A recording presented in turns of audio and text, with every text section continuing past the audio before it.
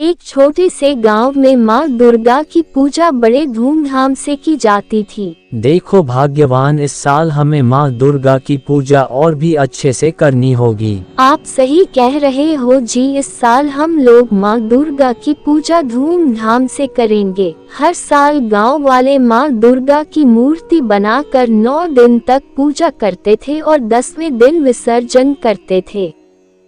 ये परंपरा गांव के लोगों में आस्था और एकता की प्रतीक मानी जाती थी।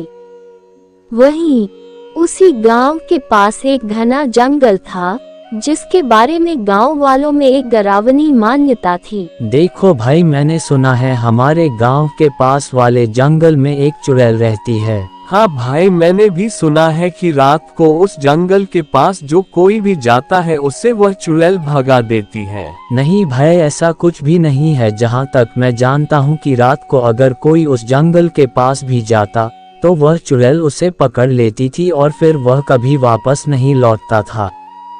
इसलिए कोई भी रात को जंगल के पास जाने की हिम्मत नहीं करता था। एक बार दुर्गा पूजा के दिनों में गांव में एक अजीब घटना घटी।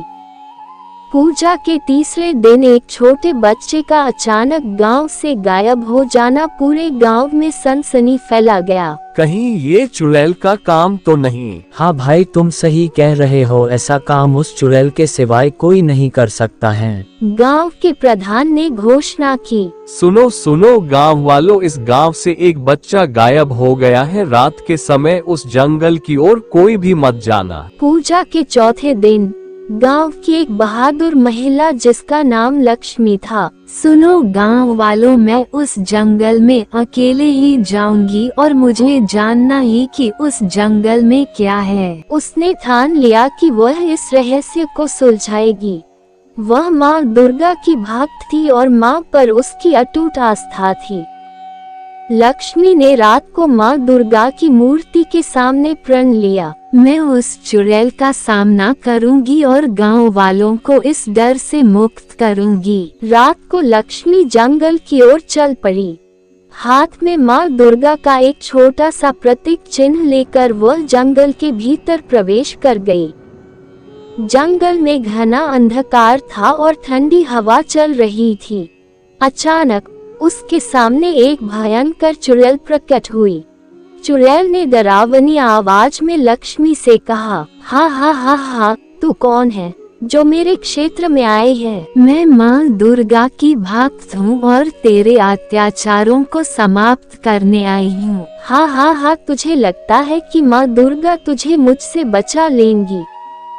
यहाँ कोई तुझे नहीं बचा सकता। लक्ष्मी ने माँ दुर्गा का नाम लिया और अपनी श्रद्धा से उस चुड़ैल की ओर माँ का प्रतीक चिन्ह दिखाया। अचानक एक तेज रोशनी फैली और माँ दुर्गा की दिव्य प्रतिमा वहाँ प्रकट हुई। माँ दुर्गा ने अपने शक्तिशाली रूप में चुड़ैल को ललकारा। चुड़ैल कांपने लगी और उसने माँ दुर्गा से क्षमा मांगी। हे माँ, मुझसे बहुत बड़ी गलती हो गई, मुझे क्षमा कर दो माँ। माँ दुर्गा ने चुड़ैल को क्षमा करते हुए कहा, तू एक समय में एक साधारण स्त्री थी, लेकिन तुझे अधर्म के मार्ग पर चलने के कारण ये रूप मिला। आज से तू किसी को भी परेशान नहीं करेगी और इस जंगल में शांति से रहेगी। चुड़ैल ने माँ दुर्गा के चरणों में गिरकर क्षमा मांगी और उसी समय से वह जंगल में शांत हो गई। लक्ष्मी ने गांव लौटकर सभी को ये कहानी सुनाई और गांव वालों का डर खत्म हो गया। उस दिन से माँ दुर्गा की पूजा गांव में और भी श्रद्धा और विश्वास के साथ की जाने लगी और चुड़ैल के आतंक का नामो निशान मिट गया।